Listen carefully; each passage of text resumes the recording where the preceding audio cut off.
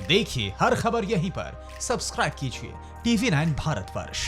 हमारे पास जो साइंटिस्ट मौजूद है मैं उनके पास चलूंगा और उन साइंटिस्ट से मैं जानने की कोशिश करूंगा। मैं चाहूंगा फुल स्क्रीन पर सभी गेस्ट को हमारे दिखाया जाए। सर, मैं आपसे ये जानना चाहूंगा, यहां पर जितने भी लोग हैं, ये रिसर्च कहती है कि सूरज के लॉकडाउन में जाने के पीरियड को वैज्ञानिक सोलर मिनिमम कहते हैं और इस दौरान सूरज की सतह पर एक्टिविटी हैरतअंगेज तरीके से कम हो जाती है। हर्ष गुप्ता जी हमारे साथ हैं। हर्ष जी, जब लास्ट टाइम ऐसा हुआ था 1815 और 2000 के बीच में, तो जो 1790 और 1830 के बीच में, तो मेजर चेंजेस सृष्टि में आए थे।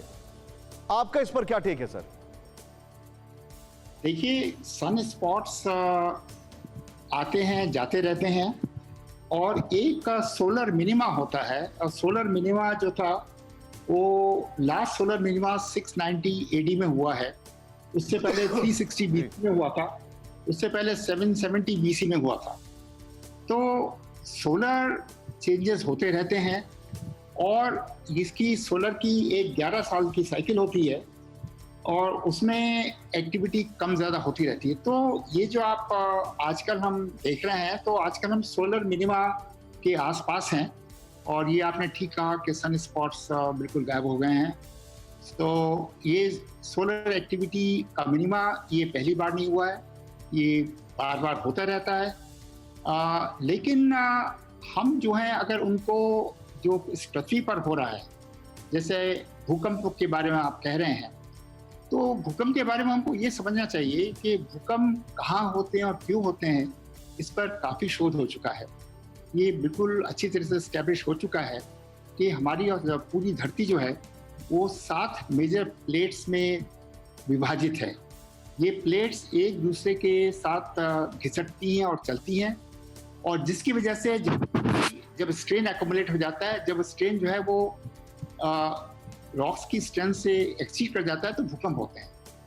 इस भूकंप होने के 2 मेन बेल्ट्स हैं।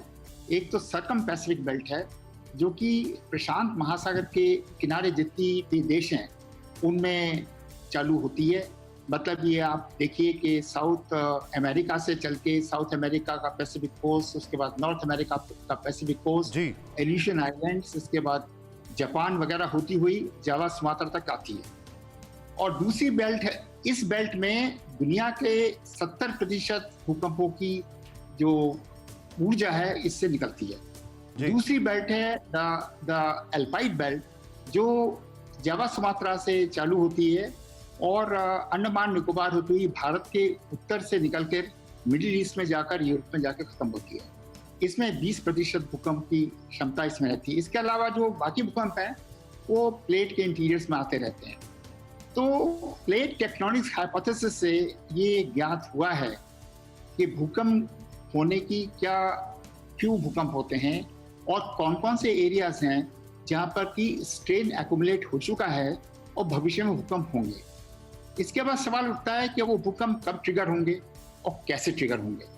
तो इसके बारे में मैंने थोड़ा सा, आपने जब मेरे से बात की तो मैंने देखा, तो जो हमारे थोड़ा सा ये आवश्यक होगा कि हम भूकंप के बारे में थोड़ा कुछ और जानें। सर, मैं आपसे एक चीज जानना चाह रहा हूं। मुझे एक चीज बताइए, अभी जो हम सृष्टि पर देख रहे हैं, क्या उसका इंपैक्ट, अभी जो हम सृष्टि पर देख रहे हैं, ये जो तस्वीरें हैं, ये देखें आप ऊपर जो आपकी स्क्रीन पर चल रही हैं, ये दिल्ली में जो भूकंप के झटके महसूस किए गए थे उसकी, मैं चाहूंगा जरा दिल्ली वाले ग्राफिक्स ऊपर प्ले किया जाए। अभी जो हम सृष्टि में देख रहे हैं, क्या वो सूरज से रिलेटेड है कि नहीं है? नहीं, बिल्कुल नहीं। क्योंकि जो भूकंप का, जब हम भूकंप का बिना मैग्नीट्यूड कर दिए उसकी बात करते हैं तो वो उसमें बहुत महत्व मैं नहीं दे सकता। ऐसा है कि भूकंप का एक माप होता है कितनी एनर्जी निकल रही है और आप मोटे तरफ से ये समझिए कि एक 6 मैग्नीट्यूड का भूकंप जो होता है उसकी एनर्जी हिरोशिमा काइंड का जो एटम बम होता है उस जैसी होती है। अड़ी सोमवार से शुक्रवार शाम 6 बजे सिर्फ TV9 भारतवर्ष पर।